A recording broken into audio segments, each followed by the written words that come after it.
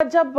राहुल गांधी जी हर बात पर चीन को उठाकर इस तरह के ट्वीट करते हैं और संवाद ट्वीट्स के जरिए होने लगता है, आपको लगता है कि इन संगीन मुद्दों पर बहस कहीं ना कहीं पीछे रह जाती है और फिर दूसरी तरफ से जवाब आता है और जवाब लाजमी भी है कि अगर आप सवाल उठा रहे हैं चीन पर, तो जब डोकलाम हो रहा था तो राहुल गांधी जी चीन के एम्बेसडर के साथ खाना पीना क्यों कर रहे थे, राजीव गांधी फाउंडेशन में पैसे क्यों आ रहे थे, इसके कई एक्सप्लेनेशंस दिए गए हैं, इसके कई जवाब दिए गए हैं। लेकिन ये ट्वीट के जरिए जो राजनीति होती है,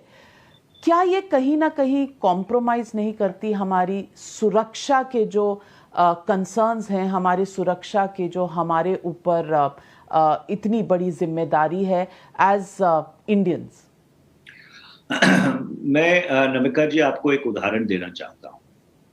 1962 में जब चीन ने भारत के ऊपर आक्रमण किया तो भारतीय जनसंघ के कुल 4 सांसद थे भारत की संसद में। उनमें से एक सांसद थे श्री अटल बिहारी वाजपेयी। श्री अटल बिहारी वाजपेयी ने प्रधानमंत्री जवाहरलाल नेहरू से ये कहा कि चीन की परिस्थिति के ऊपर एक विस्तृत चर्चा संसद में होनी चाहिए। उस समय अभिषेक सिंघवी साहब के जो पिताजी थे, LM सिंघवी साहब, बहुत वरिष्ठ वकील थे, वो भी उस संसद के सदस्य थे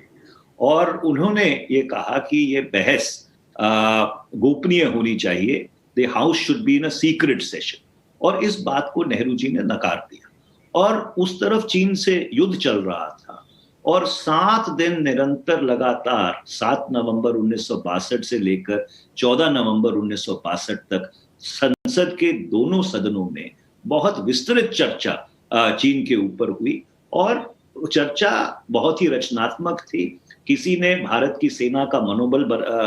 गिराने की कोशिश नहीं की और ये दुर्भाग्यपूर्ण बात है कि अप्रैल 2020 में चीन की घुसपैठ होती है और आज नवंबर 2021 हो गया, संसद में एक बार इसकी चर्चा नहीं हुई है। जितने सवाल हम लोगों ने पूछे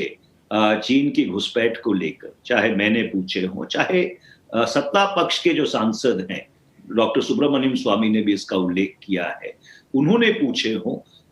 सरकार ने किसी भी सवाल को एंटरटेन करने से ही मना कर दिया। तो अगर संसद में बहस नहीं होगी, संसद में चर्चा नहीं होगी, तो फिर लाजमी है कि जो चर्चा सड़क पे होगी उसका जो स्तर है वो कभी वो नहीं रहेगा जो किसी भी बहस का स्तर संसद में होता है।